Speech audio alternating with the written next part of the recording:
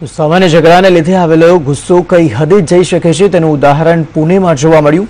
પુણેના દાંડીકર પુલ વિસ્તારમાં આવેલા રાજેન્દ્રનગર પરિસરમાં થયેલા એક ઝઘડામાં એક વ્યક્તિએ બીજાના માથા પર મોટો પથ્થર ઝીંકી દીધો અને તેને ગંભીર ઈજા પહોંચાડી।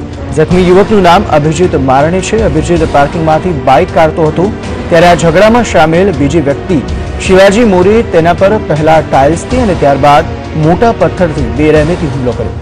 જોકે ઈજાગ્રસ્ત અભિજીત આઈસીયુ વિભાગમાં જીવન મરણ વચ્ચે જંગ ખેલી રહ્યો છે। મોરે અભિજીતને કમર, છાતીના ભાગ અને માથાના ભાગે વારંવાર મોટો પથ્થર ક્રૂર રીતે ફેંકીને માર્યો હતો। સીસીટીવીમાં રેકોર્ડ થયેલા ઘટનાક્રમથી ઘટનાની ભયાનકતા સ્પષ્ટ જોવા મળે છે।